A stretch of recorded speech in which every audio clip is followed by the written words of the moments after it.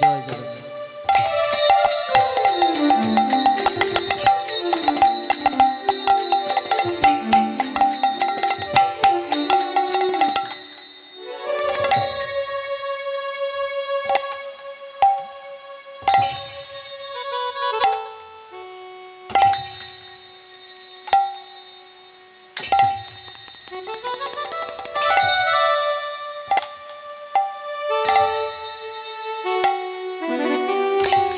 ভজনিতা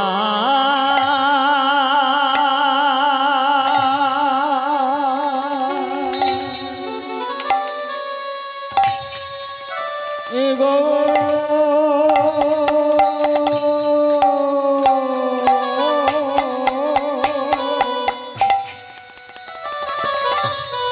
রাধে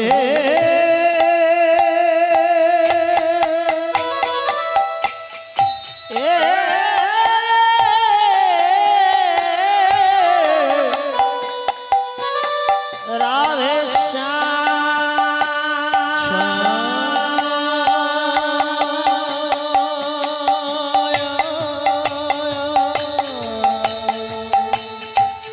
जब हरे कृष्ण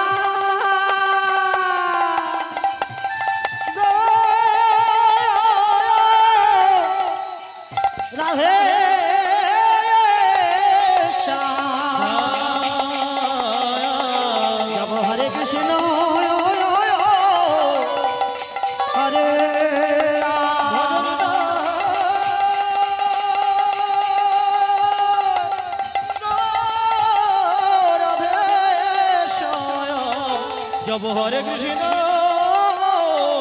हरे राम भजनिताई गौर राधे श्याम हरे कृष्ण हरे राम निताई गौर राधे श्याम हरे कृष्ण हरे राम भजनिताई गौर राधे श्याम हरे कृष्ण हरे राम भजनिताई गौर राधे श्याम जप हरे कृष्ण हरे राम भजनिताई गौर राधे श्याम हरे कृष्ण हरे राम हे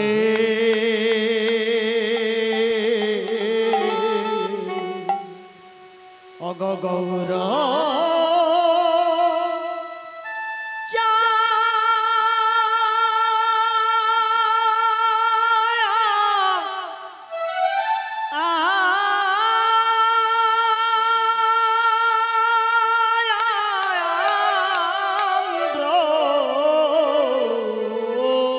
राधे राधे तुम्हारे भाई निताये संगे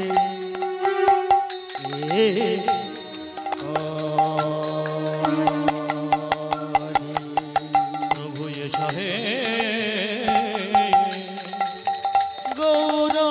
गौरचंद्र तुम्हारे भाई नितायेर संगे गोरे प्रभु सहे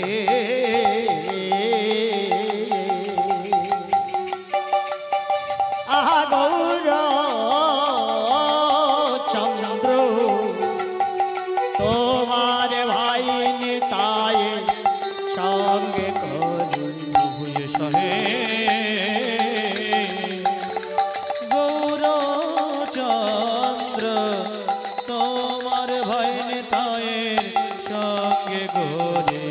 মনের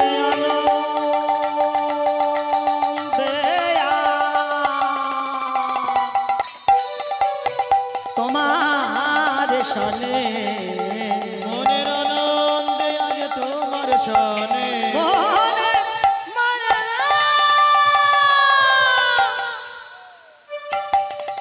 মনের আনন্দে আজ তোমার সনে আনন্দে আজ তোমার সনে সংকীর্তনে বলবো মনের আনন্দে তোমার সনে সংকীর্তনে বলবো হরি এসো হে গৌরচন্দ্র নিত্যানন্দ সঙ্গে গৌরী এসো হে গৌরচন্দ্র নিত্যানন্দ সঙ্গে গৌরী আজ ডাকে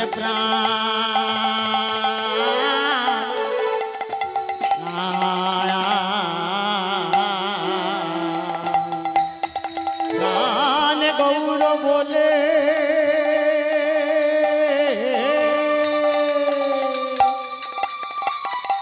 তার কি রে ভবে কুলে আজ ডাকে প্রাণ প্রাণ গৌর বলে তার কিরে ভয় ভবের খুলে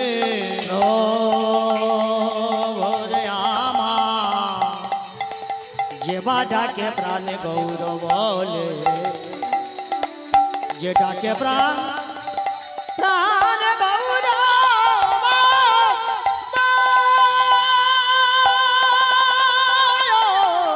বলে তার কি রে হবে যে কুলে আজ ডাকে প্রাণ গৌর বলে তার কিরে ভয় ভবের কোলে গৌরের নয়নে হেরে এমন গৌর নয়নে রে আমার গৌর গৌর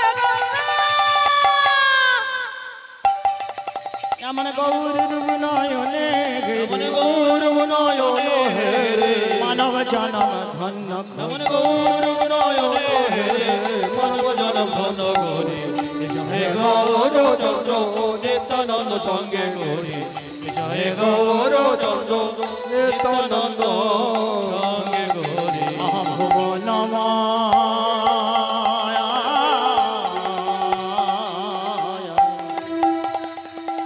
মোহন গোরা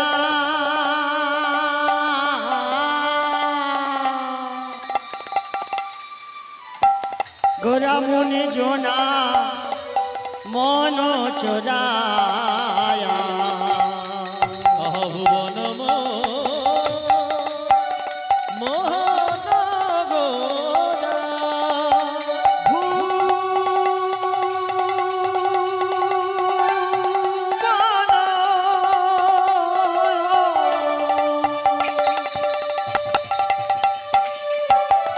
ভুবন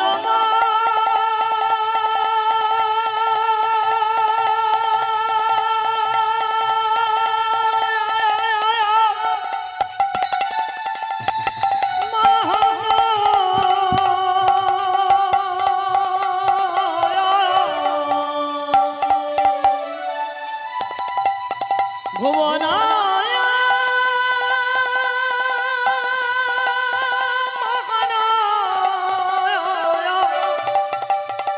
ভুবন ভুবন মোহন গোড়ায় আমারে ভুবন মোহন গোড়া ভুবন মোহন গোড়ায় আমারে ভুবন ভুবন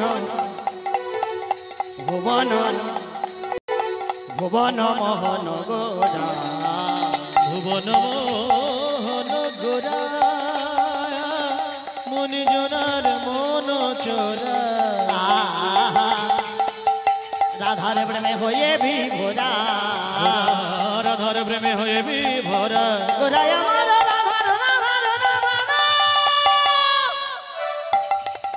গোড়া রাধার প্রেমে হয়ে বিভোরা রাধার প্রেমে হয়ে বিভরা ভুলাই দিচ্ছে ঘর গোরা রাধার প্রেমে হয়ে বিভরা ভুলাই দিচ্ছে গৌর গৌরী হে গৌরচন্দ্র নিত্যানন্দ পদ সঙ্গে গৌরী হে গৌরচন্দ্র নিত্যানন্দ সঙ্গে গৌরী বিরস বদনে বিরস বদনে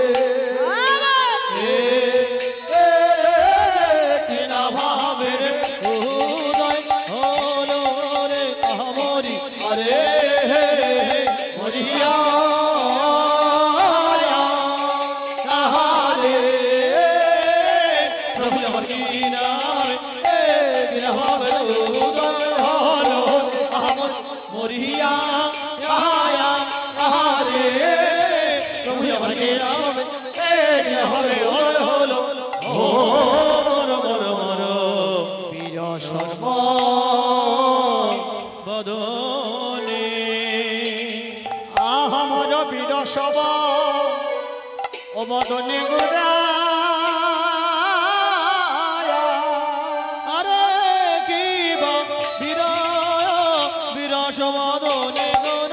কিবা বীরা বীরা সমাদনে গর আর কিবা বীরা বীরা সমাদনে গর আর কিবা বীরা বীরা সমাদনে গর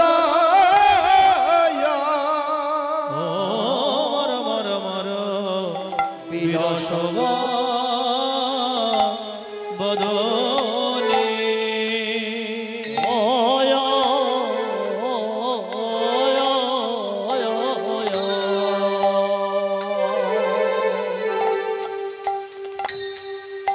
আমার বীর সভা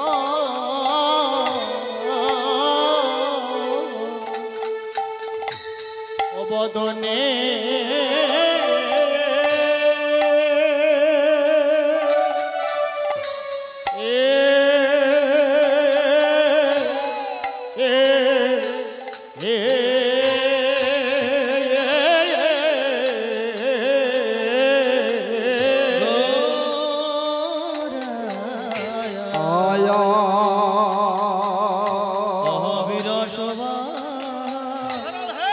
বদনে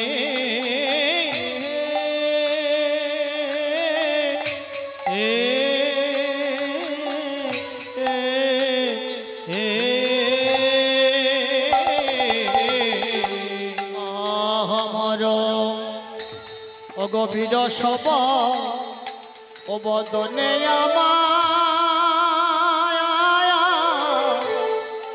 আমার গোদা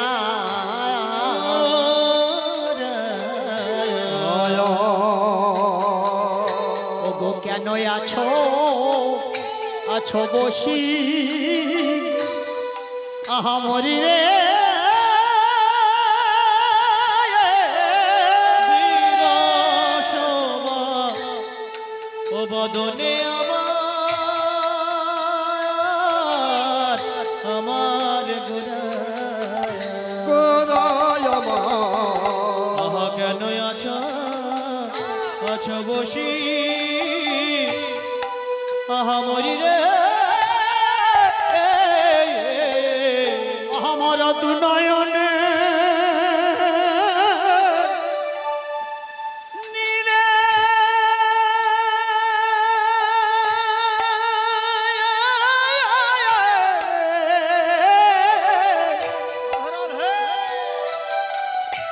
তারে মুখ মরি রে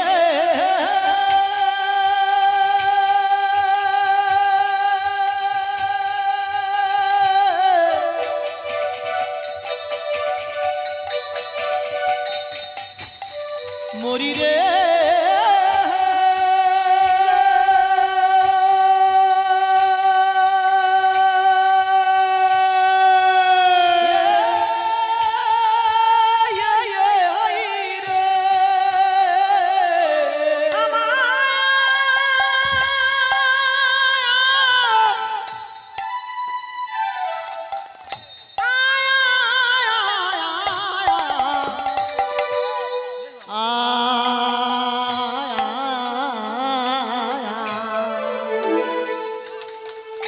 ওগো প্রেমের দয়ালে দৌ হরিয়া আমার প্রেমের দয়া গৌর হরিয়া আমার দু নয়নে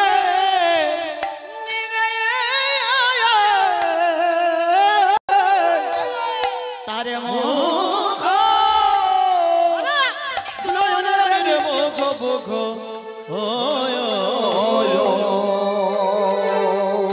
আরে মুখ জয় জয় ভাসে আহা মরি রে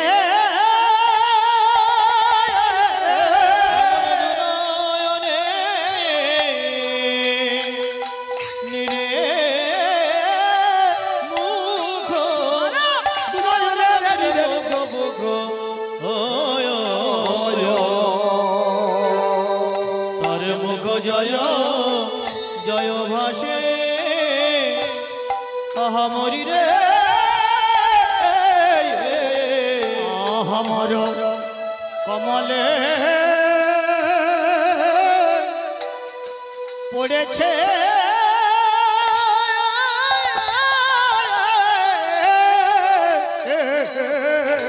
মদন কমলে মলে পড়েছে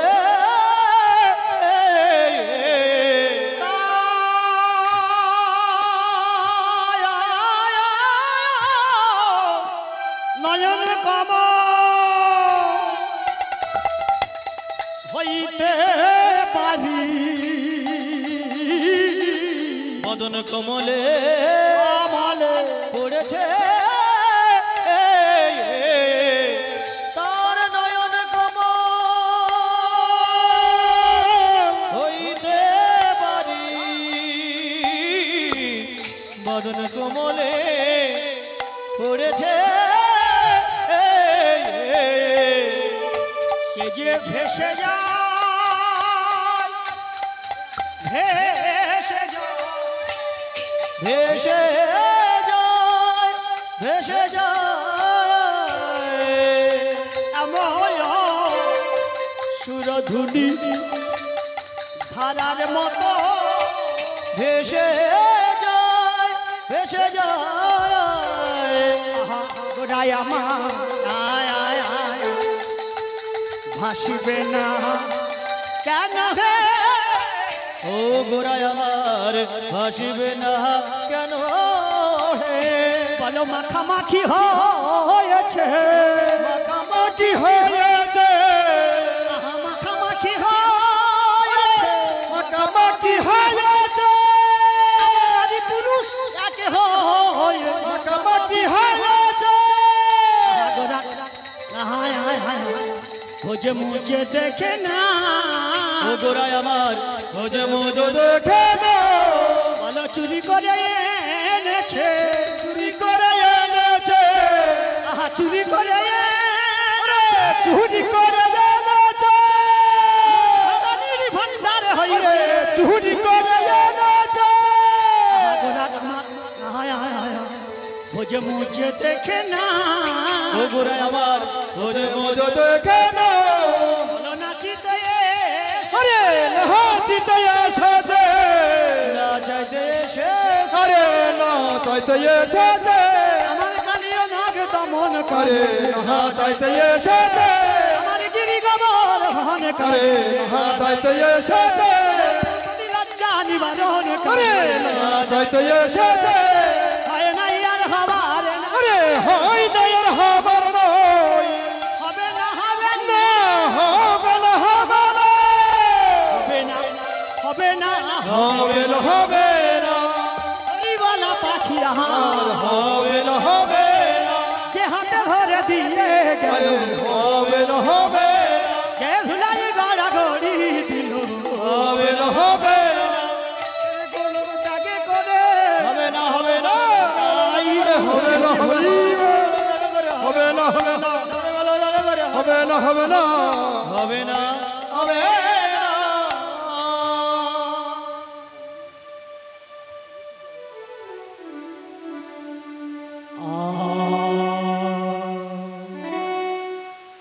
শ্রী শচী নন্দন গৌর হরিয়া গৌর হরি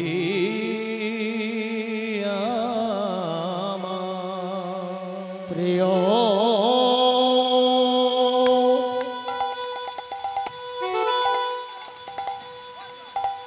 সহচর সঙ্গে সঙ্গে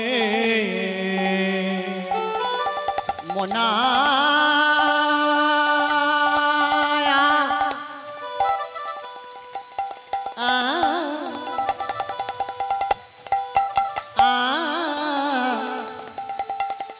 রঙ্গে রঙ্গে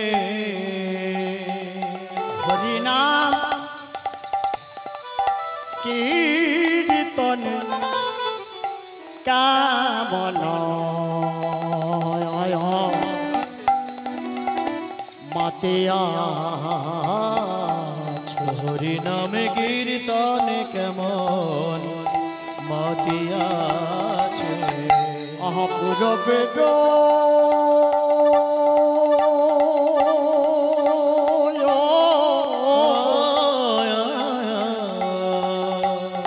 পূরবের ভাই হইয়াছে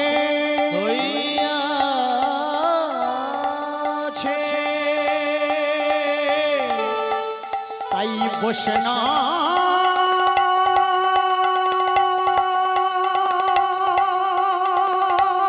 কবি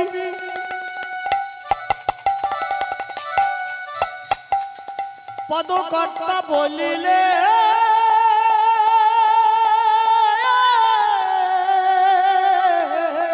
বলি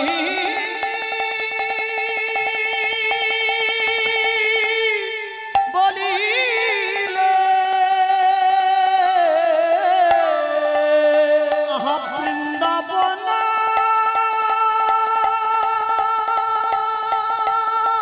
নন্দ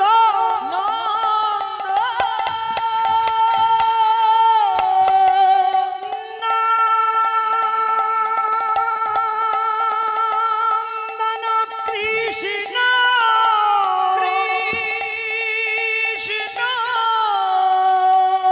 রাধায়া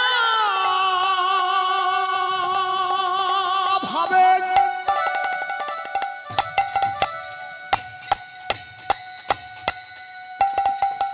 বিভোর হয়ে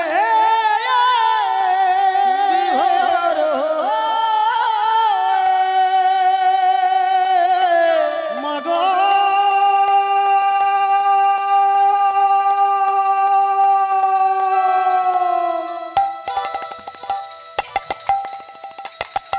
আমন রাধা প্রেমে ঋণী হয়ে রাধা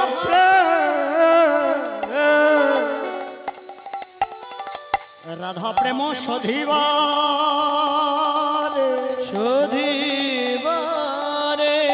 শ্রীধাম নবদ্বীপের মাটিতে শ্রী শশী গাঢ সিন্ধু মাঝে মাঝে নদিয়ার বুকে কেমন অবতীর্ণ হইয়া যেমন অবতীর্ণ হইয়াছে জয়নিদায় গৌর হরিবোল সর্বপ্রথমে ভবদাবাগ্নি নির্বাপিত কলিমাল প্রধ্বংসে শ্রী শ্রী গৌর গোবিন্দে এই ভুবন মঙ্গলময় নাম প্রারম্ভকালে নামাধিকারী সাধু গুরু বৈষ্ণব চরণে জানাই আমার সশুদ্ধ দণ্ডবত। পরে মধুর হইতে সমধ অমৃত হইতে প্রেমামৃত মধুমক্ষিকা সমভক্ত মণ্ডলী আপনাদের পাদপদ্মে জানাই আমার সশুদ্ধ প্রণাম। এবার একটি বক্তব্যের বিষয় আমার এই যে বর্তমান যা লীলা পরিবেশনের বাসনা করিয়াছি সেই একই তবু কৃষ্ণ লীলা স্বয়ং ভগবানই প্রকাশ করিয়াছিলেন, যাহা ভাগবত বলিলেন যোগ মায়ামোপাশ্রিত তিনি অঘটন পটীয়সী যোগ মায়ার দ্বারা তার সর্বলীলাই প্রকাশ করিয়া থাকে। সেই মহাশক্তির অংশোদ্ভূতা যোগমায়া সদৃশা জননীগণের চরণে জানাই আমার ভক্তিযুক্ত প্রণাম। এবার আরেকটি বক্তব্যের বিষয় জানাই। শান্ত, দাস্য, সখ্য, বাৎসল্য, মধু এই পঞ্চপ্রেমের মধ্যে সর্বপ্রথম প্রেম হলো সখ্য প্রেম। সেই সখ্য প্রেমের অধিকার সমবয়সী ভাই ভক্তিগণের নিকটে জানাই আমার আন্তরিক স্নেহ, প্রীতি, ভালোবাসা ও নমস্কার। আমি আজ বাসরে যে বিষয়বস্তু পরিবেশনের বাসনা করিয়াছি তাহা শাস্ত্রে উল্লেখিত আছে। আহা সংহর দীক্ষিলং সক্রীদ উদয় দেবে সকল লোকস্য তর নিরীবতি বিরং জলধি জয়তি জয় মঙ্গল হরে নাম। সূর্য যেমন উদয় হইয়া অন্ধকার সমুদ্রে বিনাশ সাধন করে, তেমনি ভুবন মঙ্গলময় এই হরি নাম একবার উচ্চারণ হইলে জগতের সর্ব মঙ্গল বিনাশ হয় ও দূরীভূত হয়। হে ভক্তগণ ও আমার ভক্তিমতী মায়েরা, উমা এই জন্ম বদল পঞ্চভৌতিক দেহে সেখানে মধুর হরিনাম পরিবেশনের বাসনা কেবল বাতুলতা মাত্র। আপনারা নিশ্চয়ই জানেন এই নাম পুরাকালে পরিবেশন করিয়াছিলেন বৈষ্ণব চূড়ামণি সুখদেব গোস্বামী, যার শ্রোতা ছিলেন মহারাজ পরীক্ষিত। আপনারা সেই মহারাজ পরীক্ষিতের আসনটি গ্রহণ করিয়াছেন বটে, কিন্তু আমি তো নই সেই সুখদেব। বলুন আপনাদের আমি কি সুখ দেব? অতএব আপনারা নিজ নিজ কৃপা করি আমার ভুল ত্রুটি রসাভাস মার্জনা করিয়া আমার এই গৌর গোবিন্দের কথা আমরা আস্বাদন করিবে। আমি আমার শ্রী গুরুদেব শ্রী শ্রী শশধর অধিকার, দ্বিতীয় গুরু শ্রী শ্রী মেঘনাথ পণ্ডিত, তৃতীয় গুরু শ্রী শ্রী রাধাপদ ঘোষ, এই ত্রিমূর্তির শ্রীপাদ পদ্মটিতে ধারণ করে প্রেম নিতাই চাই নামাচার্য হরিদাস ঠাকুর এবং শ্রী শ্রী গৌর সুন্দরের চরণ স্মরণ করিয়া হরিনামামৃত পরিবেশনে প্রবৃত্ত হইলাম। আহা পুরবে প্রতিজ্ঞা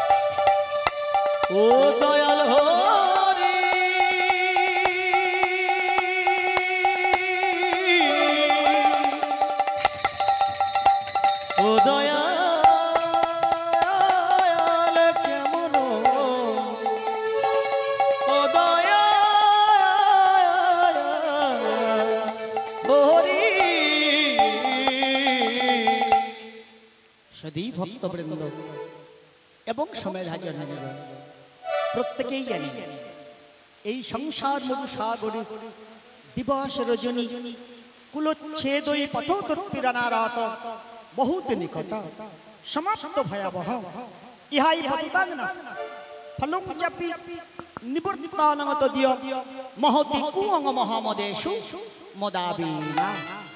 অর্থাৎ এই সংসার মধু সাগরে জনিতাই নশক পাপিত পাপ তাপ সন্তাপ সুখ দুঃখ জ্বালা পূর্ণ হাহাকা দগ্ধ বিদগ্ধ ক্ষত বিক্ষত আমরা সবাই মনে করছি শান্তি। তাহলে শান্তি কোথায় গো? না শান্তি যদি পেতে হয় আমার গৌরাঙ্গ চরণ অর্থাৎ শরণং পূজয় তজ গর্ব অহংকার অনিত্য সংসারে আপনার বিবেকী অঞ্চলে আবরি কলিবরে মহাভাব হৃদয়ে করহ স্থাপন, তবে তো হইবে জীবের কর্তব্য পাল। তাহলে সুধী ভক্তবৃন্দ এবং সমেধাজন গৌর হরি আমাদের অবস্থা দর্শন করে সে করলেন কি? সেই গোলকের ঘর অমূল্য রতন আনিলেন নদেপুর, নিতায়ে রাখিয়া বিনয় করিয়া যাচি দিলেন ঘরে ঘরে। কেন? তত্ত্ব বলছে কৃতং ত্রেতা দাপরং চ কলিরেতে সুকে সব নানা বর্ণ ভেদাকার বিধ নানৈব নয়তি। মানে সত্য ত্রেতা দাপ তিন যুগ অতিবাহিত হয়ে গেল, যে বস্তু রাধার ভান্ডারে গোপন ছিল গৌর হরি আমার মাথায় করে আনলেন। কেন গো? যখন এই পুণ্যক্ষেত্র ভারত শুষ্ক ধর্মের প্রবল উত্তাপে নিরস হয়ে পড়েছিল, মানুষ প্রাণে প্রাণে ব্যাকুল, শাস্ত্র তর্ক কলা হলে দিক মন্ডল যখন মুখরিত, ঠিক সেই সময় প্রেম অবতার শ্রী চৈতন্যদেব মরুভূমিতে বাড়ি বর্ষণের ন্যায় নাম ধর্মের অমিয় ধারা সিঞ্চন করে দিলেন। কারণটা কি মায়েরা? জীবের দূরদৃষ্টি করি বৃষ্টি না শীতে কষ্ট এই ভারতে জগতিষ্ঠ জীবের কৃষ্ণ প্রতিষ্ঠ গৌর পেতে ধর্ম লুপ্ত জীব সমস্ত প্রেমে লুপ্ত ভক্তগণে চিরগুপ্ত প্রেম প্রদীপ উদিত কইলেন গৌর হরি আমার কীর্তনে। রাধে রাধে। জানিদাই মাসক গৌরাঙ্গ মহাপ্রভু নাম প্রেমের ডালিটা মাথায় নিয়ে যখন শ্রীবাস অঙ্গনে উপস্থিত হয়েছিলেন না, যেমন আপনারা এই বাসরের চারিপাশে বেষ্টন করে বসে আছেন, উনিও গিয়ে দেখলেন যে ওনার ভক্তরা সেই ঘরটার চারিপাশে বেষ্টন করে বসে আছে। তা বারবার করে লক্ষ্য করে রেখেছেন। মহাজন প্রশ্ন করলেন, এরা যদি চেনা লোক হয়, এরা যদি জানা লোক হয়, তাহলে একবার দেখলেই হয়ে যেত না? কারণ আমাকে খুব একটা চেনা যাবে না, কারণ আমি বহুত দিন আগে একবার এখানে এসেছিলাম না। এখন সে কথাটা অনেকে ভুলেও গেছেন, কিন্তু আপনাদের এই আশপাশে আমি বহু জায়গায় এসেছি। কেউ যদি আমার কোথাও দেখে থাকে, আজকের যতই ঝড় জলের রাতে আমি উঠি না কেন, একবার দেখলেই মনে হচ্ছে এই সেই ছেলেটা যার নাম তুলসী না। তাহলে আমাদের যদি একবার দেখলে হয়ে যায়, ভগবানের ভক্তরা ঘরটার মাঝখানে দাঁড়ালে ভগবান বারবার দেখলেন কেন? দেখেছেন কোনো বাবাদের জন্য না, দেখেছেন মায়েদের জন্য। কি ভাগ্যবান আপনারা, বাবাদের দিকে তাকালেন না, তাকিয়েছে মায়েদের দিকে। কেন জানেন?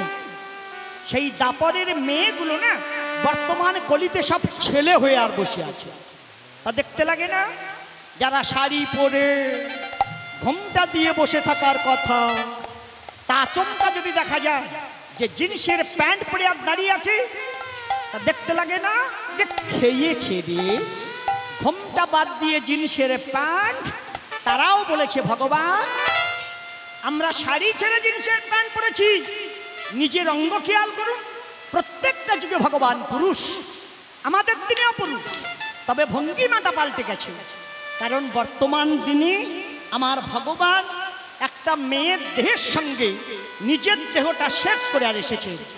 তাই চৈতন্য চরিতামৃত কৃষ্ণদাস কবিরাজ গোস্বামী কলম দিয়েছে, শ্রীকৃষ্ণ শ্রীরাধার মিলিত শ্রী গৌরাঙ্গ, বলরাম নিত্যানন্দ, মহাবিষ্ণু সদাশিব অদ্বৈত, নন্দ জগন্নাথ মিশ্র, যশোদা শচী দেবী, শ্রীরাধার ভাবময় বিগ্রহ হলেন গদাধর, নারদ হলেন শ্রীবা, হনুমান মুরারি গোপী, অক্রূর কেশব ভার, বৃহস্পতি বাসুদেব সার্বভৌমী, সুখদেব কৃষ্ণদাস গোস্বামী, বৃষভানু পণ্ডরিক বিদ্যানিধি, গর্গাচার্য লম্বা চক্রবর্তী, বেদব্যাস বৃন্দাবন দাস, দুর্বাসা গঙ্গা দাস, বসুদেব হলেন হারাই পণ্ডিত, ব্রহ্মা গোপীনাথ আচার্য, উদ্ধব পরমানন্দপুরী, জগপত্নী জগদীশিরণ্য। এই যে মায়েরা, মেয়েগুলো ছেলে হয়েছে কারা গো? ললিতা সরব দামোদর, বিশাখা রামানন্দ রায়, চিত্রা বা বিরোদ্যুতি শিবানন্দ শেখ, চম্পকলতিকা রসোল্লার মাধব ঘোষ, ইন্দুরেখা গোবিন্দানন্দ ঠাকুর, রঙ্গাদেবী কলাবতী গোবিন্দ ঘোষ, সুদেবী গণতুঙ্গা বসুদেব ঘোষ। শ্রীদাম হলো অবিরাম, সুদাম সুন্দরানন্দ, বসুদাম ধনঞ্জয় পণ্ডিত, সুবল হলেন গৌরীদাস, মধুমঙ্গল শ্রীধর পণ্ডিত, সুবাহু উদ্ধার, চন্দ্রাবলী সদাশিবী কবিরা, ঋচুক মুনিপুত্র ব্রহ্মা হরিদাস, বৃন্দাদেবী মুকুন্দ দাস, রুক্মিণী লক্ষ্মী দেবী, সত্যভামা হলো জগদানন্দ, যোগমায়া হলেন সীতা দেবী, ইন্দ্রদুগ্ন হলেন প্রতাপ রুদ্র। সেই ঘটনার মাঝখানে যখন বেষ্টন করে বসেছিলেন আমার গৌরাঙ্গ মহাপ্রভু, যেতে যেতে হাত জোড় করে বলছিলেন, মা একবার হরি বল বলুন। পা জড়িয়ে ধরে বলছিলেন, বাবা একবার হরি বল বলুন। লাস্ট পজিশন আমার ভগবান ধুলায় গোড় খেয়ে বলছিলেন, একবার হরি বল বলুন। তা 24 বছরের ছেলে 30 বছরের ছেলের সামনে গিয়ে হাত জোড় করে বলেছেন, মেনে নেওয়া গেছে। 50 বছরের বাবা পা জড়িয়ে ধরে বলেছেন, মেনে নেওয়া গেছে। লাস্ট পজিশন আমার ভগবান শুয়ে পড়ে বলতে গেলেন কেন? তাহলে কি বলা হবে যে ওনার কোমরে ব্যথা ছিল, বেশি সময় দাঁড়িয়ে থাকলে কোমর যন্ত্রণা হতো বলে শুয়ে পড়ে হরিবল বলেছে? কি তা না, ভগবান হয়ে দেখে নিলে এহেন দেব দুর্লভ মানব দেহ, মানব মনানন্দে এই ধুলো যদি গায়ে নামাতে পারি, তাহলে মানব দেহের সদগতি হবে না, হবারও না। প্রমাণ মা সকল আপনার বিদায়বেলা দেখে নেবেন, আপনার বাপ ঠাকুরদা মারা গেলে দেখে নেবেন। সেদিন যদি আপনার সন্তান কোটিপতি হয়, সেদিন যদি আপনার জামাই লক্ষ টাকার গাড়িতে করে এসে নামে, দেখবেন সেদিন কেউ বলবে না যে 10টা টাকা ওনার সঙ্গে দাও। সেদিন গাঁ 70 লোক এক বাক্যে বলবে এক টুকরো মাটি ওনার সঙ্গে দাও। কারণ জীবনে কোনোদিন ধুলো মাখেনি, শেষ বারের মতো এই ধুলোটা গায়ে মেখে আর গর্তের ভেতর গিয়ে ঢুকুক। তাই গৌরাঙ্গ মহাপ্রভু যেতে যেতে, এই যে মায়েরা যেতে যেতে বলছিল ধুলো মাখাবো, ধুলো মাখলেই যদি জগতের জীব উদ্ধার হয়, ধুলোর মধ্যে কি দিয়ে দেব? 7 রকমের বস্তু দিয়ে এই ধুলোটা প্রস্তুত করে নিয়ে এই ধুলোটা প্রথমে পাঠাবো জগজীবের মা বাবার পা। এই ঝড় বৃষ্টির রাতে আপনার পাটা কি দিয়ে বাঁধা আছে এইটুকু আপনার জানা খুব দরকার না। দেখবেন আমরা বহু জায়গায় গিয়ে দেখেছি আমাদের মায়েরা বসার সময় সামনে 1 হাত জায়গা রাখে, কারণ ওটা ঠ্যাঙের ভবিষ্যৎ। না না, আপনি কুড়াচ্ছেন কেন? আপনার বলি, পিছনে জলে লোক দাঁড়াতে পারে না, এরা ঠ্যাং জম্মের লম্বা করছে। এ বৃষ্টি বন্ধ হবেন না। শোনো বিষয় কেমন, 7 রকমের বস্তু দিয়ে ধুলো প্রস্তুত করে নিয়ে আমার গৌরাঙ্গ মহাপ্রভু ভাবছিলেন মা বাবার পা মেধে দেব। দেখবে যে কোনো ছেলে মেয়েকে যদি আপনি গান বাজনা শেখান, প্রথমে 7টা সুরের উপরে সুর দেখানো হয়, সা রে গা মা পা ধা নি। মহাজন প্রশ্ন করছিলেন কেন প্রথমে সা শব্দ ব্যবহার করা হয়েছিল? সা হলো স্বরাজ, রে হলো রেখ, গা হলো গান্ধা, মা হলো মধ্যম, পা হলো পঞ্চম, ধা হলো ধৈব। এই 7 রকমের বস্তু দিয়ে ধুলো প্রস্তুত করে নিয়ে আমার গৌরাঙ্গ মহাপ্রভু যেতে যেতে বলছেন, যেতে যেতে যাই বলছিলেন না এই মায়েরা ধুলো মাখাবো, ধুলো মাখলেই যদি জগতের জীব উদ্ধার হয়, কি দিয়ে দেব? 7 রকমের বস্তু। যেই আমার গৌরাঙ্গ মহাপ্রভু ধুলো মাখাবার জন্য প্রস্তুত হচ্ছিলেন, আমার নিতাই বলছিলেন এই পেস্টিজের দিনে ধুলো এরা কেউ মাখবে না। ভগবান বললেন কায়দা যদি জানতে পারি না, কায়দা যদি জানতে পারি, ধুলো শুধু গায়ের উপরে মাখবে কি, ধুলো ভিতর পর্যন্ত দিয়ে দেব। কি করে দেয়া হবে? এই যে মায়েরা সমস্যাটা সমাধান হোক, যেখানে যত বড় হরিবাসর হোক না কেন, সমস্ত প্রসাদ আমার ভক্তের হাতে হাতে দেবে, কিন্তু এই বাতাসাটা আনবে না, এইটা কারোর হাতে দেবে না, এইটা আমার নাম করে লুট দিয়ে দেবে না। মা খুব দামি চট, ওখানে পাতা নেই, আপনারা প্রত্যেকে এসেছেন, জুতো পায়ে দিয়ে বসে আছেন, জুতো সামনে খোলাই আছে, তবু আমাদের এই নায়ক বাবা কই 2 কেজি বাতাসা নিয়ে ছড়াক। দেখুন সেই সময় কি হুড়ুহুড়িটা বাঁধে, বিশেষ করে আমাদের মায়েরা। ধাক্কা লেগে ছেলের দাঁত ভেঙে যায় তাও না, এরা জানে আমি যদি হাত বের করতে লেট করি আর অন্য কেউ যদি হাত পুশ করে দেয়, পাটি হাত ছাড়া হবে। বলে আগে পাটি হাতের ভেতরে আসুক, পরে ছেলে ঠেকানো যাবে। তাই গৌরাঙ্গ মহাপ্রভু যেতে যেতে রসে ঢর ঢর গৌরাঙ্গ সুন্দর, রসে ঢর ঢর গৌরাঙ্গ সুন্দর, বঙ্কিম নয়নে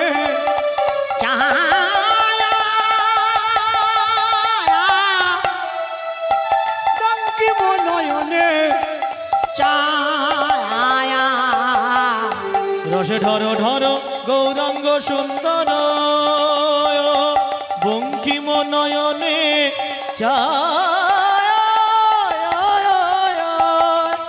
বঙ্কিম নয়নে তারে চাঁচর চিকুর চূড়ার টালনি, তারে চাচর চিকুর চূড়ার টালনি, দেখো চাঁচর চিকুর চূড়ার টালনি, দেখো চাচর চিকুর চূড়ার টালনি, দেখো দোলায়ে দোলায়ে যা, দেখো দোলায়ে দোলায়ে যায়, সে যে না দোলাতে আপনি দোলে সে যে না দোলাতে আপনি দোলে আহা নিজে দোলে হেন জগৎ দোলা সে না দোলাতে আপনি দোলে নিজে দোলে জগৎ সে দোলা না দোলাতে আপনি দোলে নিজে দোলে আরে জগৎ দোলা না দোলাতে আপনি দোলে নিজে দোলে জগৎ দোলায় না দোলাতে আপনি দোলে বলো না দোলাতে আপনি দোলে না দোলাতে আপনি দোলে আস্তে আস্তে মায়েরা তাই গৌরাঙ্গ মহাপ্রভু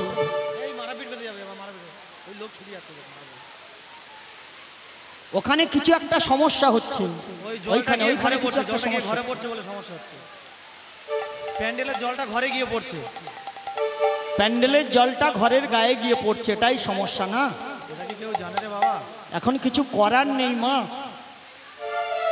তাই গৌরাঙ্গ মহাপ্রভু যেতে যেতে আপনার কথা আমি শুনতে পাচ্ছি না আমি তো কিছু শুনতেই পাচ্ছি না আমি কি বলবো ওখানে গন্ডগোলটা বন্ধ করুন আপনারা যান ওখানে গন্ডগোল বেঁধেছে ওদের একটু থেকে দেন নায়ক বাবুকে বাড়ি চলে আসাটা খুব দরকার আছে হরে কৃষ্ণ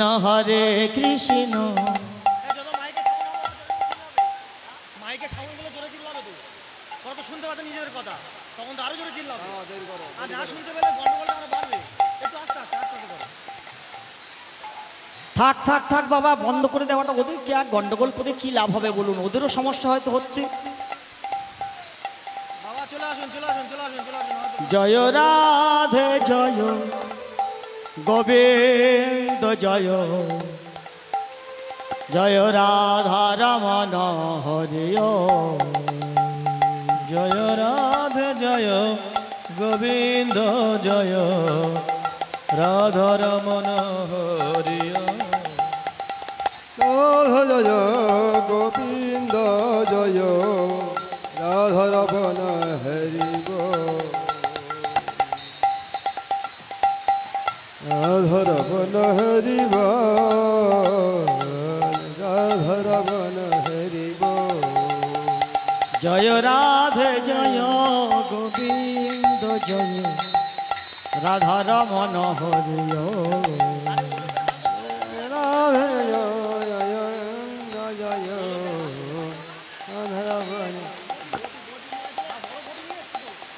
রাধা রমন হরিব রাধা রমন হরিব জয় রাধা রমন হরিব রাধা রমন হরিয়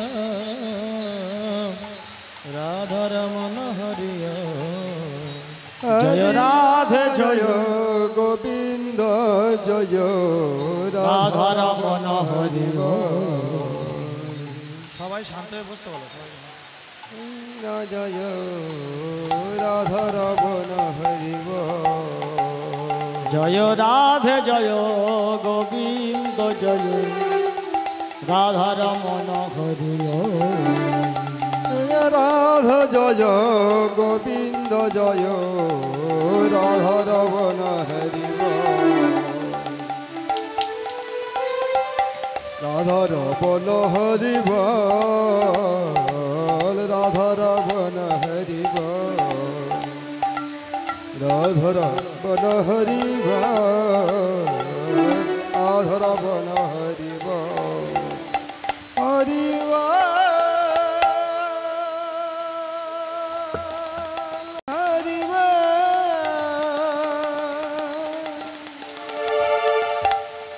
তাই গৌরাঙ্গ মহাপ্রভু যেতে যেতে সবাই শান্ত হয়ে বসুন একটু বসুন আপনারা সবাই শান্ত হয়ে বসুন ওই সমস্যাটা আর বেশি জিরিয়ে রাখাটা ঠিক না নায়ক বাবু বাড়িতে ঘুরে এলে সবচেয়ে বেটার হবে ঘিরে দিচ্ছে বাবা সবাই আপনি ঘুরে আসুন ঘুরে আসুন ঘুরে আসুন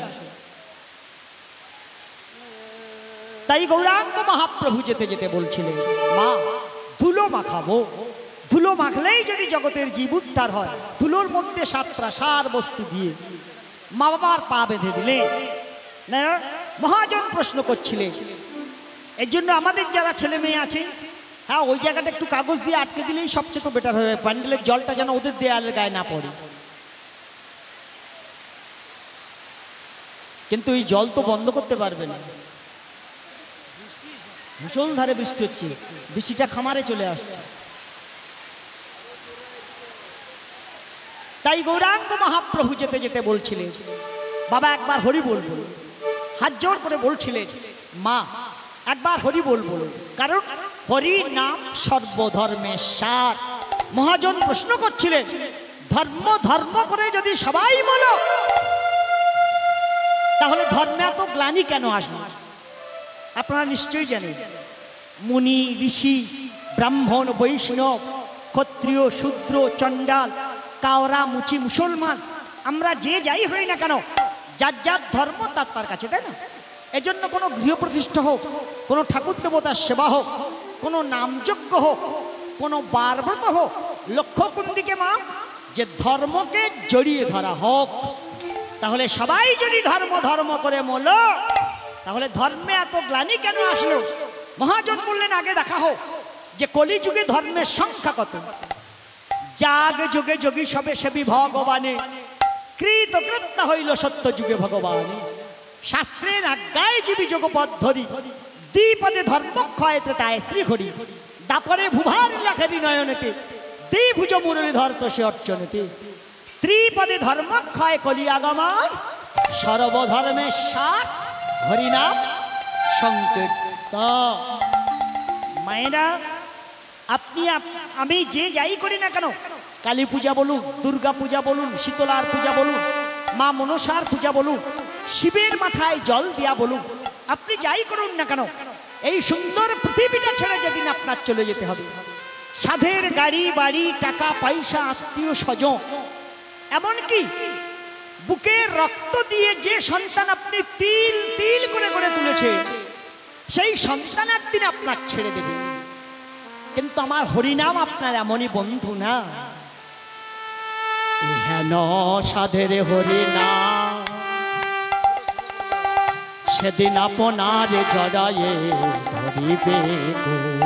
হেন হরিনাম সেদিন জড়ায়ে ধরিবে গো। হে হে হে হে।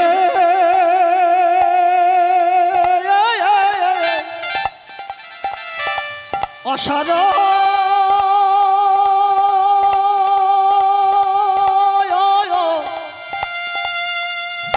আহায় অসার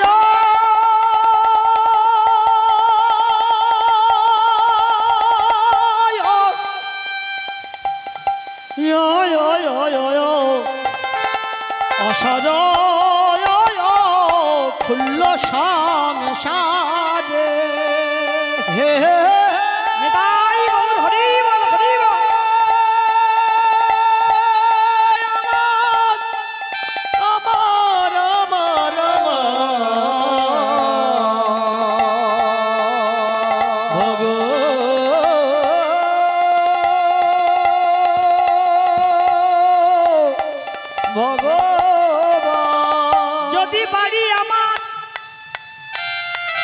হেন সাধের গাড়ি আমার,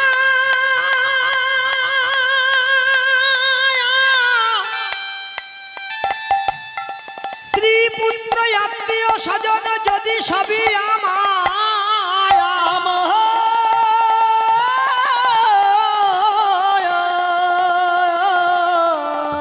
ভেবে দেখো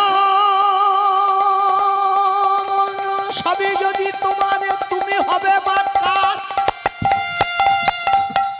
যেদিন এখানে ভব সিন্ধু পারাবারের সময়ে তোমার আসিবে গো, আসিবে গো। শেষের দিনে সেজন বিনে, স্বজন বিনে বলো মা এখান ভব সংসার, কেবা তোমার বুকে জড়ায়ে ধরে পর পার করে দিবে দিবে দিবে গো, দেবে গো।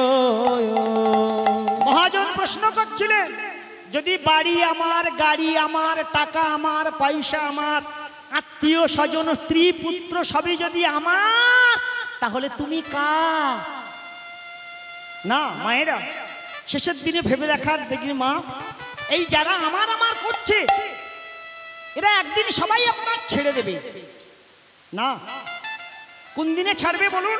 মা, শুধু আপনার দেহে এই শ্বাসটা আছে বলে না, এই হাওয়াটা ভিতরে গিয়ে বাইরে চলে গিয়ে আবার ভিতরে আসছে বলে আপনার দেহের এত দাম আছে।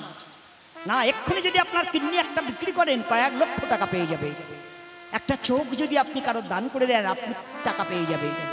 কিন্তু এই হাওয়াটা বাইরে গিয়ে আরো যদি ভিতরে আর না আসে, টোটাল বডিটা যদি আপনি বিনি পয়সায় কারো দিয়ে দেয়, কেউ আর নেবে না।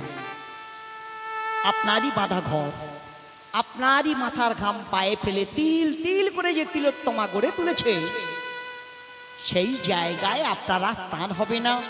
বাড়ির সবাই বলবে বাসি মরা, ওনাকে বের করে দেয়া হোক। এজন্য মহাজন বলছিলেন ধর্ম জড়িয়ে ধরুন। ধর্ম চোখে দেখতে পাওয়া যায় না। ধর্ম চোখে দেখা যায়? দেখা যায় না। ধর্ম কেমন জিনিস একটু বলার দরকার আছে। আপনারা সবাই জানেন আমি রাধাপদ ঘোষের শিষ্য, আমি কথা একটু বেশি বলি না। ধর্ম কেমন জিনিস মায়েরা, মায়েদের শোনার খুব দরকার আছে কথাগুলো। না, ধর্ম চোখে দেখতে পাওয়া যায় না, দেখা যায়? তাহলে এই ঝড় জলের রাতে এত বৃষ্টি হচ্ছে, এত আকাশ ডাকাডাকি করছে, তাহলে কিসের জন্য বসে আছে? একটাই লক্ষ্য, যে হরিনাম শুনে কিংবা হরিনাম করে যদি এতটুকু ধর্মের সঞ্চয় হয়, লাস্ট দিন যমরার হাতে দিয়ে পার হয়ে চলে যাব। কিন্তু বোঝা যাবে কি করে মা? ধর্ম তো চোখে দেখতে পাওয়া যায় না। ধর্ম অন্ধের মতো বিশ্বাস করে জড়িয়ে ধরতে হয়। আপনি ধর্ম বিশ্বাস করে, ভগবানকে বিশ্বাস করে আপনি ভগবান জড়িয়ে ধরুন, দেখবেন ভগবান আপনার জড়িয়ে ধরেছে। আপনি ধর্ম বিশ্বাস করে, ধর্ম যে ধর্মের মানুষ হন না কেন, আপনি কালীকে ভালোবাসতে পারেন, দুর্গাকে ভালোবাসতে পারেন, শিবকে ভালোবাসতে পারেন, আপনি নারায়ণকে ভালোবাসতে পারেন। আপনি যাকে জড়িয়ে করবেন, বিশ্বাসের সঙ্গে আপনি যাকে জড়িয়ে ধরবেন, দেখবেন সে আপনাকে জড়িয়ে ধরেছে। এটা চোখে দেখতে পাওয়া যায় না, অনুভূতি পাওয়া যাবে। যেটা আপনার হওয়ার কথা ছিল না, যেটা আপনার পাওয়ার কথা ছিল না, যেটা আপনার না, কোথা থেকে কি যেন হয়েছে, তাই না মায়েরা? কিন্তু এখানে ধর্ম জড়িয়ে ধরতে হলে মায়েরা, যে জিনিস চোখে দেখতে পাওয়া যায় না, বিশ্বাস প্রমাণ মহাজন বলেছেন। ধরুন আপনার সামনে একটা গাছ দাঁড়িয়ে আছে, আপনার নয়ন আছে, আপনি দেখছেন এটা পাতা, এটা ফল, এটা ডাল। আপনি ফলটা পেড়ে বদন দিয়ে আস্বাদন করে বুঝেছেন এটা টক না মিষ্টি। তাহলে দেখে বোঝা গেল গাছ, আস্বাদন করে বোঝা গেল এটা টক না মিষ্টি। কিন্তু প্রকৃত গাছটাকে যে বাঁচিয়ে রেখেছে না, সেই মূল শিকড় আপনি কোনোদিন চোখে দেখেনি। দেখা যায় বাবা আপনাদের দিকে? কেউ যদি মনে করে আমার ডাল দেখে কি হবে, ফল খেয়ে কি হবে, মূল শিকড়টাই টেনে তুলবো, তাহলে আপনার গাছই হরিবোল হয়ে যাবে, তাই না? যেমন মূল শিকড় ছাড়া গাছ বাঁচে না, তেমনি ধর্ম ছাড়া মানুষ কোনোদিন বাঁচতেই পারবে না। ধর্ম আপনার জড়িয়ে ধরতে হবেই হবে। কেমন জিনিস? ধরুন একটা বিশাল বট গাছ, আপনি খেয়াল করেছেন, দেখবেন একটা বিশাল বট গাছ, একটা বট গাছ 1 বিঘা জায়গায় বের করে দাঁড়ায়, কিন্তু তার ফল খেয়াল করুন এইটুকু ছোট্ট ডুমুরের মতো। না, এই ছোট্ট ডুমুরের মতো ফলের মধ্যে বীজটি ক্ষুদ্র ক্ষুদ্র সরিষার মতো, যা আপনার হস্তে যদি 1 মুষ্টি দেয়া হয় আপনি গুনে আর মিল করতে পারবেন না, তাই না? কিন্তু অত বড় একটা বিশাল বৃক্ষ ছোট্ট এই সরিষার মতো বীজের মধ্যে যে আছে, এটা আপনার মানতে হবেই হবে। দেখবেন একটা বট গাছের লক্ষ লক্ষ ফল হয়, কিন্তু বট গাছের গোড়াতে পড়ে একটাও চারা হয় না। কেউ বলতে পারবেন? এতগুলো বাবা মা এই ঝড় জলের রাতে বসে আছেন, কেউ বলতে পারবেন যে খোকা তুলসী আমাদের বট গাছের গোড়ায় ফল পড়ে চারা হয়েছে? হয় না। দেখবেন ছোট্ট লঙ্কা গাছ, তার বীজ মাটিতে থেকে যাবার সঙ্গে সঙ্গে চারা হচ্ছে। ছোট তুলসী গাছ, তার বীজ মাটিতে থেকে গেলে চারা হয়। কিন্তু বট গাছ যে লক্ষ লক্ষ ফল দান করে, নিজের গোড়াতে চারা হয় না। চারা হচ্ছে কোথায়? যদি কোনো পাখি এই বট গাছের ডালে বসে বদন দিয়ে তার ফল আস্বাদন করে তার স্টমাক দ্বারা পুষ্টিত করে সে আকাশ পথে চলে যেতে যেতে যদি সে 5 তলা কোটা ঘরের গায়ে গিয়ে মলত্যাগ করে দেয়, দেখবেন কোটা ঘরের গায়ে বট গাছের চারা হয়ে আছে। কি অদ্ভুত ব্যাপার না? দেখবেন যদি কোনো গাছের গায়ে গিয়ে যদি সে মলত্যাগ করে, ডালের ফাঁক দিয়ে যদি গুড়িতে ঠেকে যায়, দেখবেন তাল গাছ জড়িয়ে ধরে বট গাছ। তাহলে ধর্ম, তাহলে আমরা দেখতে পাচ্ছি না কেন? তালবের সবাসব আর দন্তের সবাসব। তালবের সবাসব মানে মরা বা মৃতদেহ, আর দন্তের সবাসব মানে সকল বস্তুকে বোঝায়। আর তালবের সব মরা, দেখবেন মরার নয়ন আছে না? কই যে মা মরেছেন সেই মা বলুন, মরার নয়ন আছে? আছে, কিন্তু সেটা সাইজ দেখবেন কেউ যদি গলায় দড়ি দিয়ে মরে, তার এইটুকু নয়ন এত বড় হয়ে গেছে। ও সাইজ বড় হলে কি হবে? ওতে আর দেখা যায় না। তেমনি আমাদের যে নয়ন আছে না, ওটা তালবের সব মানে মরার মতো নয়ন আছে। সেজন্য আমরা দেখতে পাচ্ছি না। মহাজন প্রশ্ন করছিলেন, মানুষ দেখবে কবে? যেদিন বৈষ্ণবের বিশুদ্ধ মন্ত্র মানবের কর্ণপথ দিয়ে তার হৃদয় মন্দিরে পেঁচাই হয়ে মানব মনানন্দে হরিবল বলতে পারবে, সেদিন তার হৃদয় মন্দিরে আমার ভগবান উদয় হবেই হবে। তাই গৌরাঙ্গ মহাপ্রভু যেতে যেতে, মায়েরা যেতে যেতে বলছিলেন, নাম বল। কেন? ধুলো মাখবো। আস্তে আস্তে আস্তে ধুলো মাখার কারণ প্রমাণ দেখেননি? কার্তিক গণেশের মতো ছেলেকে দাঁড় করিয়ে দিয়ে মা দুর্গার মতো মেয়ে বলেছে, খোকা পৃথিবী পর্যটন করে যেখানে যত তীর্থ আছে স্নান করে সবচেয়ে বেশি পুণ্য অর্জন করে যে আমার কাছে এগিয়ে আসতে পারবি, আমার গলার দিকে তাকিয়ে দেখ, এই মুক্তার মালা তার প্রাইজ দেব। কার্তিক ঠাকুর দেখলে পৃথিবী পর্যটন করতে হবে, যেখানে যত তীর্থ স্নান করতে হবে। তার বাহনটা ছিল ময়ূর না?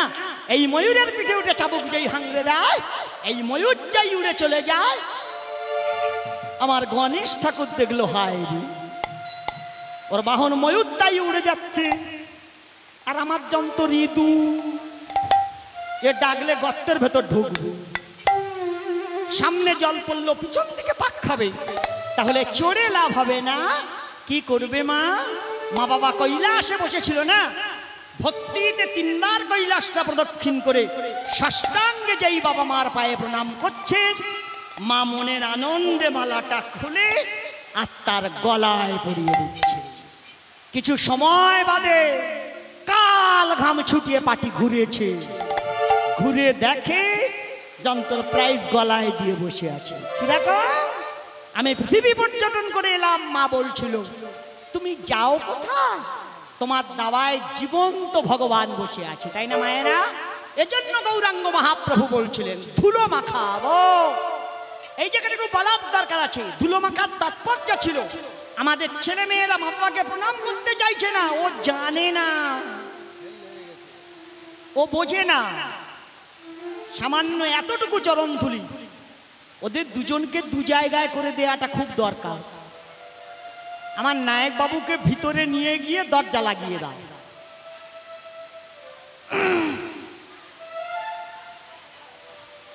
যেতে যেতে বলছিলেন, আসলে মায়েরা ধুলো মাখাবার না, ধুলো মাখার তাৎপর্য হয়েছিল কোন দিনে জানি? ঠিক কালকের যুদ্ধ হবে। আজকে আমার কৃষ্ণ বলছিল, দাদা তোমাকে একবার হস্তিনায় যাওয়ায় খুব দরকার আছে। আমার ধর্মরাজ যুধিষ্ঠির দাঁড়িয়ে বলছিলেন, কৃষ্ণ কাল যুদ্ধ, 2 দল রেডি হয়ে দাঁড়িয়ে আছে, এখন তুমি আমায় হস্তিনায় যেতে বলছো কেন? তুমি জানো দুর্যোধন ওখানে কত বড় গৃহস্থ, ওর কাছে গেলে ও যদি আমায় বন্দি করে দেয়, ও যদি আমার আটকে রাখে, তাহলে আমার সেনারা, রাজা যদি বন্দি হয়, সেনারা অসহায় বোধ করবে। তাই কৃষ্ণ তুমি আমার যেতে বলছো কেন? জেনে শুনে তুমি কিসের জন্য এহেন বিপদে তুমি আমার ফেলতে চাইছো? কৃষ্ণ বলছিল, যুদ্ধটা কাল, আজকের ওরা তোমায় বাঁধবে না, কিন্তু আমি যাব কেন? তুমি গিয়ে দেখবে হস্তিনার সিংহাসনের পাশে যে শিব মন্দির আছে, মা গান্ধারী সেই মন্দিরে বসে আছে। তোমার কিছু চাইতে হবে না, তুমি গিয়ে মা যেই মন্দিরে পূজা দিয়ে বাইরে আসবে, ওই মন্দিরের দাওয়ায় দাঁড়িয়ে তুমি গান্ধারীকে একটা প্রণাম করো। এটাই তোমার কাজ। এই কৃষ্ণ যেই বুঝিয়ে পাঠিয়ে দিচ্ছিল, কাঙাল সাজে সেজে আমার যুধিষ্ঠির যেই মন্দিরের সামনে গিয়ে দাঁড়িয়েছিলেন, মায়েরা জায়গা জমির লোভে, টাকা পয়সার লোভে মানুষ মানুষকে খুন করে দেয়। দেখছেন তো, হরিনামে কলির প্রভাব আছে, কলির লোকজন আছে। হরিনাম নিশ্চিন্ত আপনি শুনতেও পারবেন না, যতই ঝড়ের বেলা বসে থাকুন, দাঙ্গা লাগবে, এটা নিয়ম। কারণ আমরা কলির অনেকটা পথ এসেছি, অষ্টবিংশতি কলি পরমায়ু দেয়া আছে, তাই না? এই যে অষ্টমন্যান্তরটা দেয়া আছে না, 7টা পার হয়ে 8টায় পরিণত হয়েছে না।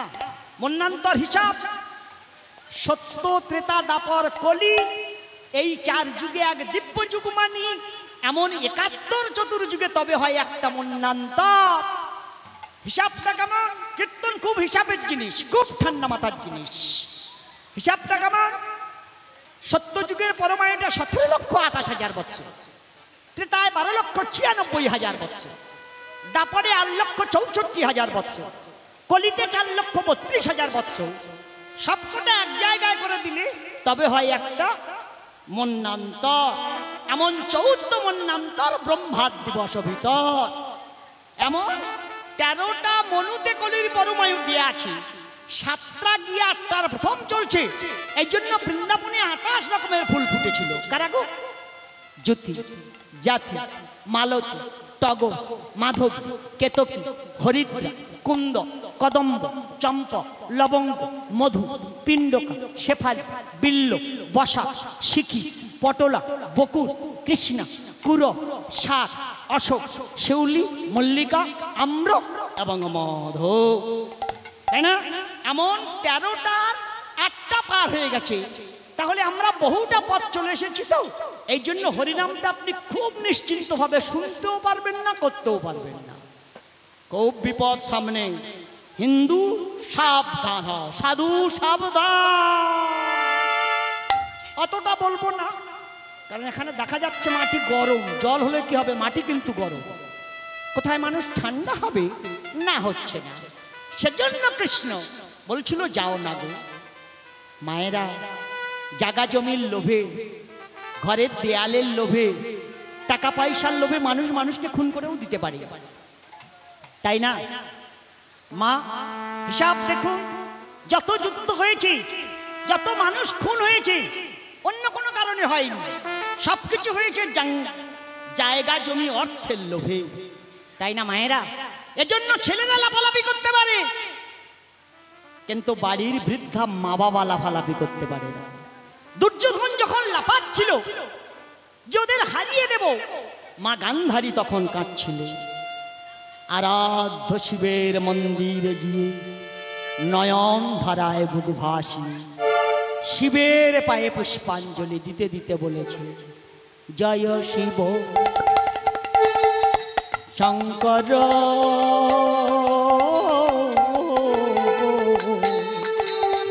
জয় দিগম্বর, জয় শিব শঙ্কর জয় দিগম্বর, জয় শিব শঙ্কর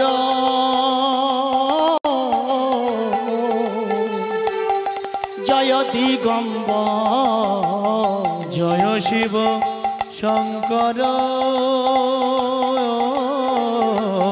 জয় দিগম্বর, জয় জয় ও জয় জয় ভোলানা,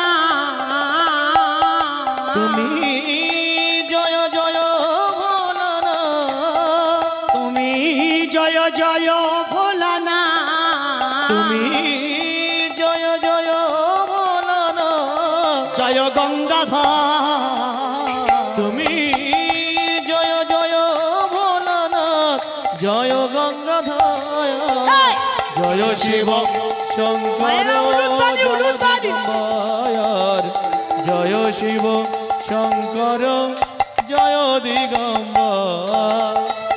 সতীপতি সীতানা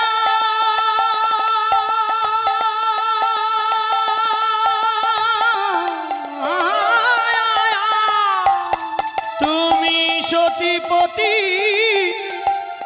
সীতানা,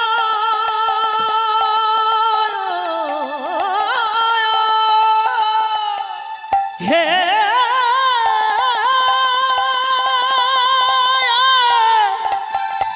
তুমি যে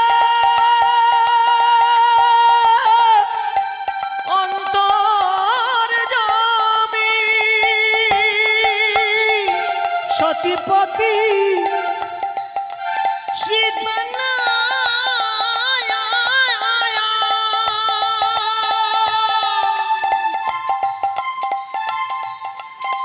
প্রভু জয় ফলে তুমি সতীপতি সীতানা, জয় ফণিধর,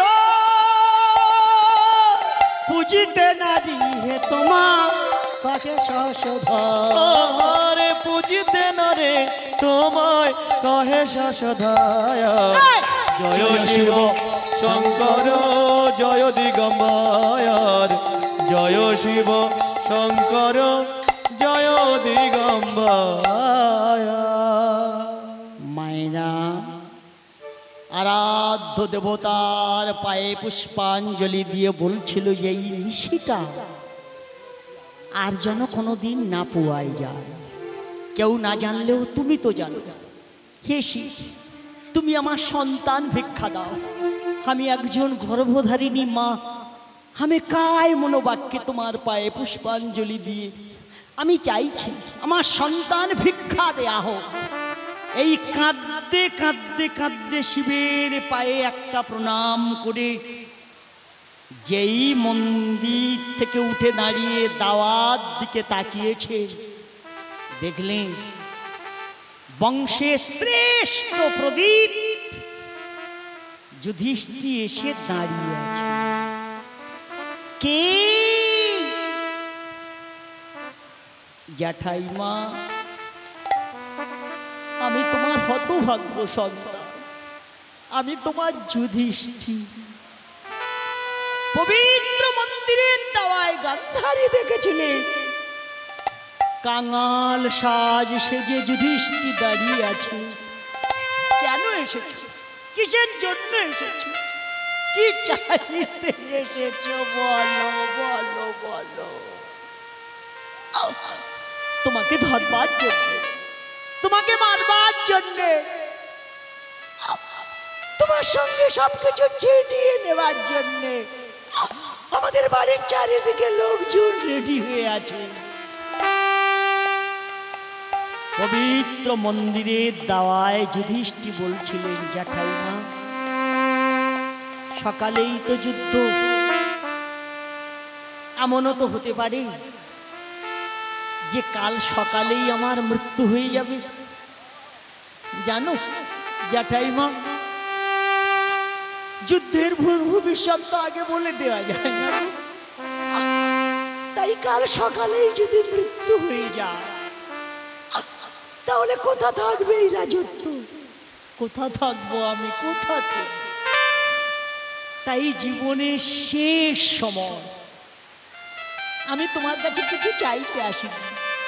আমায় টাকা দিতে হবে না, আমার রাজত্ব বেরিয়ে দিতে হবে না, শুধু শেষবারের মতো আমি তোমাকে একটা প্রণাম করতে এসেছি। তুমি আমার মাথায় হাত দিয়ে আশীর্বাদ করো, যদি আবার আমার কোনোদিন মানব দেহ আমি যে কোনেই যাই না কেন, কি ব্রাহ্মণ, কি বৈষ্ণব, কি ক্ষত্রিয়, কি চণ্ডাল, যত নিচু কুলে যাই না কেন, সেদিন যেন তোমার মতো একটা জ্যাঠাই মা পেতে পারি। এ জন্মে তো তোমার জ্যাঠাই মা বলে স্বাদ মিলল না, তাই আমি তোমাকে একটা প্রণাম করতে এসেছি। চাওয়া দেখো মা, নয়ন ধারায় যখন গান্ধারীর পদটা ধৌত করে দিচ্ছিলে, পবিত্র মন্দিরের দাওয়ায় দাঁড়িয়ে মা ভাবতে পারছিল না এটা আমার গর্ভের সন্তান নয়, ভাবতে পারছিল না ও আমার নিজের সন্তান নয়, মাতৃত্ব প্রেম কিনা। তাই পবিত্র মন্দিরের দাওয়ায় দাঁড়িয়ে খোকার মাথায় হাত দিয়ে আশীর্বাদ করে বলছিল, খোকা আশীর্বাদ করি তোমা, যথা ধর্ম তথা জয়, অধর্মের হবে ক্ষয়। তাহলে একটা প্রণামের গুণ ছিল না? শুধু একটা প্রণাম করে জানা গেল মায়েরা যেই কথাটা বলে দিলেন, আমার যুধিষ্ঠির আর কোনো কথা না বলে উনি মন্দির ত্যাগ করে চলে যাচ্ছিলেন। দুর্যোধন ভাবছিল আমার মা মন্দিরে আছে, আমি যদি পবিত্র মন্দিরে মাকে একটা প্রণাম করি আর মা যদি মাথায় হাত দিয়ে একবার আশীর্বাদ করে, যতই কৃষ্ণ আমার বিরুদ্ধে দাঁড়াক না কেন, কৃষ্ণ আমার কিছুই করতে পারবে না। এই লোভবশবর্তী হয়ে যেই মন্দিরের সামনে গিয়ে দাঁড়ালেন, মা গান্ধারী বলে দিলেন, খোকা ওই দেখো যুদ্ধে জয়ী হয়ে যুধিষ্ঠির ঘরে ফিরে যাচ্ছে, তুমি যতই চেষ্টা করো যুদ্ধে তুমি ওর সঙ্গে পারবে না। তাহলে মায়েরা, মা বাবার পায়ের ধুলে কাজ হয়নি, আর আমাদের ছেলে মেয়েরা এই দিনে দাঁড়িয়ে মা বাবার, আমিও ছেলে, বাসরে দাঁড়িয়ে অনেক বক্তব্য দেওয়া যায় না, যে আমি সত্যবাদী, উমুক করি তুমুক করি, ওর খোঁজ নিয়ে দেখো। এত যদি নামি দামি, তা নামি দামি কীর্তনিয়া জমরা ধরে গর্তের ভেতর ঢুকিয়ে দিচ্ছে কেন? স্বর্গে চলে যেতে পারলো না? কেউ বলতে পারবে কীর্তন করে আমি স্বর্গে এসেছি, আর এরা শুনতে গিয়ে ঠ্যাং লম্বা করে দিয়েছে বলে জমরায় ওদের ধরেছে? কোনো কারণ নেই মা, কোনো কারণ নেই। ধর্ম এত সোজা জিনিস না। উনি বলে দিচ্ছিলেন আমাদের প্রণাম করি না কেন, করছি না কেন, কারণ আমাদের এই জামা প্যান্ট এমন হয়েছে না, আমরা এমন ড্রেস পরা শিখেছি, ও যদি একবার পরা হয়ে গেছে এবার হ্যাট হওয়া খুব মুশকিল। বান্ধবী বারবার মিস কল দিচ্ছে, জরুরি ব্যাপার, ছেলে যাবে। তড়ি ঘড়ি উনি জিন্সের প্যান্ট, চোখে গগলেস পরে রেডি হয়ে যাচ্ছে, শুধু বৃদ্ধা মা দাবায় বসে আছে বলে ওনাকে প্রণাম করতে গিয়ে জিন্সের প্যান্টটা ফাঁসাবে, তাই কোন রকম একটু হ্যাট হয়ে, ওমা আমি যাচ্ছি। যেই বলল যাচ্ছি, মা দেখে নিলে যে পায়ে হাত না দিয়েও প্রণাম করে চলে যাচ্ছে, তার যেমনি চাল কলা তেমনি মন্ত্র বলবে না। পায়ে হাত না দিয়ে কেউ যদি প্রণাম করে তার তেমনি আশীর্বাদ। যেই ছেলে বলে মা আমি যাচ্ছি, মা দুহাত তুলে আশীর্বাদ করে বলছে যাচ্ছিস যা, আজ যেন ফিরিস নি না। এজন্য গৌরাঙ্গ মহাপ্রভু বলছিলেন ধর্ম জড়িয়ে ধরো। কেমন বিষয়? মা সেবার অনেক তাৎপর্য আছে। শিব পূজা করেছেন? কি করে করেছিলেন? কটা শিব নিয়ে আপনি ওদিনে গেছিলেন মন্দিরে? দেখবেন আমাদের হিন্দু ধর্মের মায়েরা না, কিচ্ছু যদি না করে এরা শিব পূজাটা ওই দিনে রাত জাগবেই জাগবে না। কেন? ইচ্ছা কেন এত?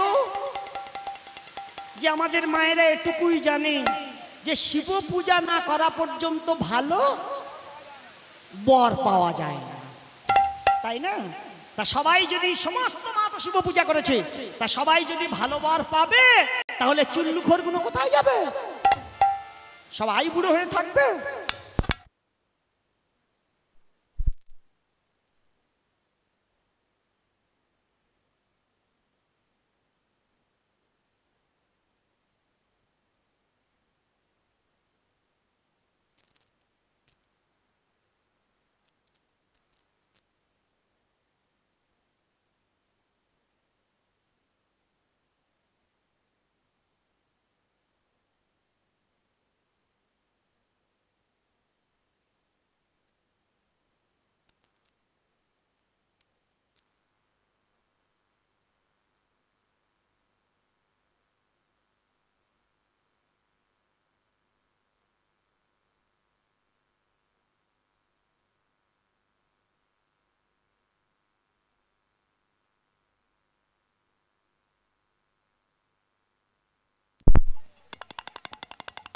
হ্যালো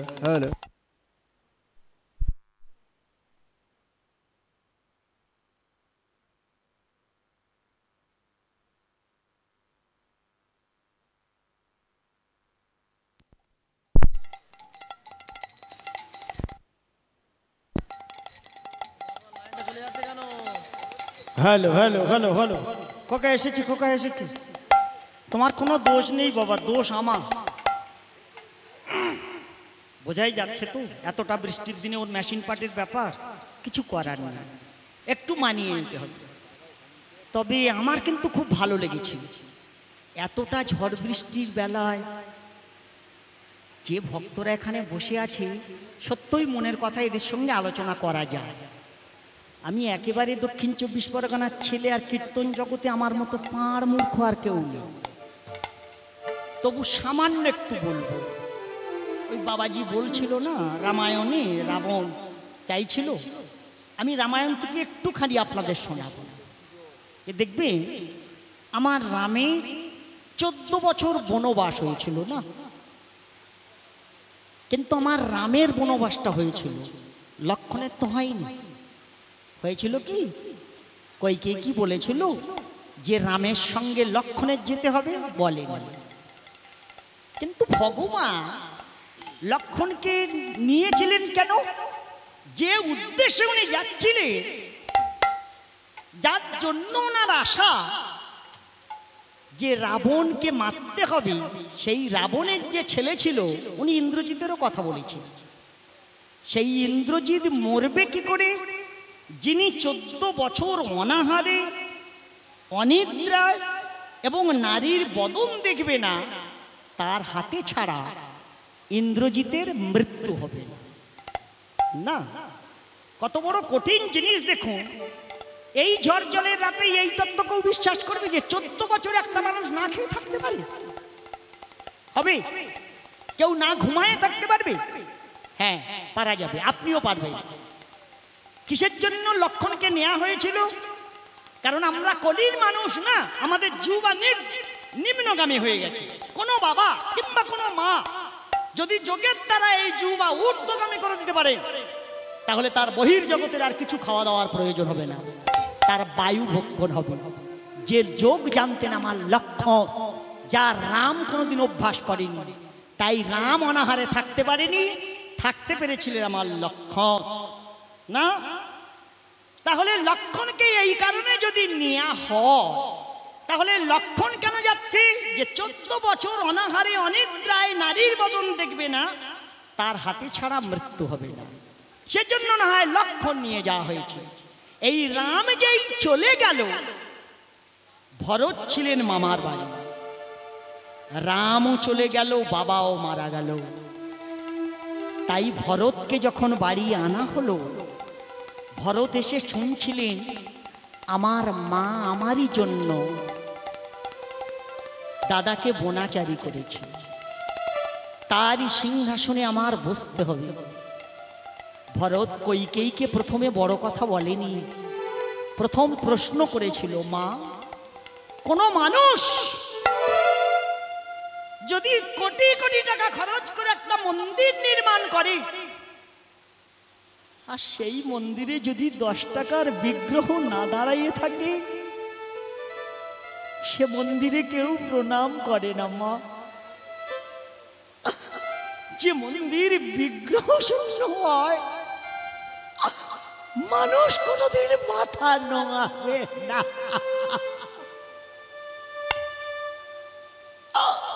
এটা তুমি কি করলে মা? তুমি রাজত্ব নিয়েছো, টাকা পয়সা নিয়েছো, কিন্তু ভগবান হারিয়েছো। এত বড় ক্ষতি কোনো মানুষ জীবনে হতে পারে না। আমি সাধনার দ্বার হারিয়ে ফেলেছি। আমার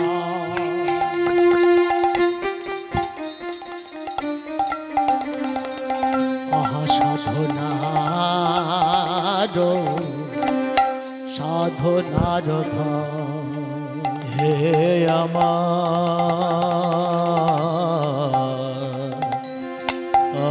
সাধনার সাধনার ধার। হে হে হে হে হে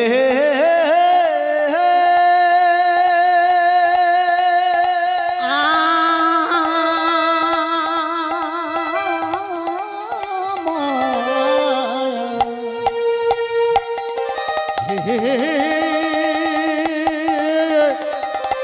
তুমি যে ভগতের ভগবান এমন নয়নে নিতাই গৌর হরি বল হরি বল আহা নয়নে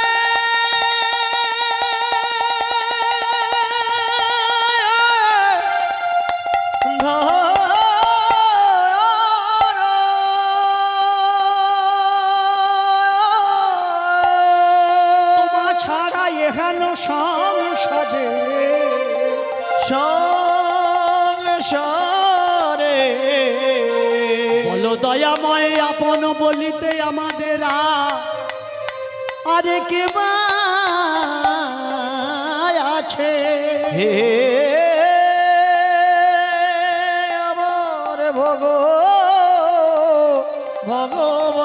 নয়নের নয়নের নয়নের ধারা হারায়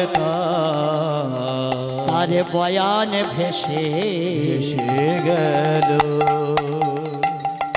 মায়েরা উনি সমস্ত ঘটনা শুনে মাকে ত্যাগ করে দাদা ফিরিয়ে আনার জন্য যেই প্রতিজ্ঞা করেছিল, 3 মাস সঙ্গে নিয়ে যেই বনে গেছিল, দুজনেই দুটো ধর্মের দিকে দাঁড়িয়েছিলেন। রাম বললেন বাবার সঙ্গে যে কথাটা হয়েছে, বাবা যে কথাটা দিয়েছে আমি রাখব। ভরত বললেন আমি তো ভাই, আমারও একটা কথা রাখো। বাবার কথা রাখতে তুমি যদি আমাদের সঙ্গে না যাও তাহলে তোমার পাদুকা দুটো নিয়ে আমি চলে যাচ্ছি। কিন্তু বাবা 14 বছর বলেছে, এই 14 বছর 14 বছরের যদি একদিন তোমার ফিরতে লেট হয় তাহলে জ্বলন্ত চিতায় আমি দেহ ত্যাগ করে দেব। প্রশ্ন এই জায়গা যে 14 বছর পূর্ণ হলে তবে যদি ইন্দ্রজিৎ মরে, আর 14 বছর পূর্ণ দিনে রামকে যদি বাড়ি চলে আসতে হয় তাহলে রাবণ মরেছিল কোন দিন? না, এটাই তত্ত্ব। তার সঙ্গে তো কথা দিয়েছিল, দুজন দুটো কথা না। ওনার 14 বছর পূর্ণ না হলে উনি মরবে না, আর 14 বছর পূর্ণ দিন থেকে একদিন যদি লেট হয় তাহলে ভরত বাঁচবে না। তাহলে আমার ভগবান রাবণ মেরেছিল কোন দিনে? যতদিন ইন্দ্রজিৎ বেঁচে ছিল রাবণ যুদ্ধেই আসেনি না। এই জন্য সাধুর কাছে বসে শাস্ত্র আলোচনা করতে হবে। আমি প্রথম বলছিলাম আমার কোনো অসুবিধা নেই, আমার খুব ভালো লেগেছে যে এই ঝড় জলের রাতে কিছু না হলে কয়েকজন বাবা তো আছে এখানে, এদের সঙ্গে মনের কথা আলোচনা করা যায়। এইবার একটু আসুন শাস্ত্র কথা বলি যে কোথা থেকে ওনার কবে মৃত্যু হয়েছিল। এই পৃথিবী যখন জলমগ্ন না, নারায়ণ ভাসছিল, ক্ষীরোদ সাগরের জলে ভাসতে ভাসতে ভটকার গায়ে মাথা বেঁধে গিয়ে এক ফোঁটা ঘাম নিচের দিকে চলে গেল না। এই জন্য প্রথম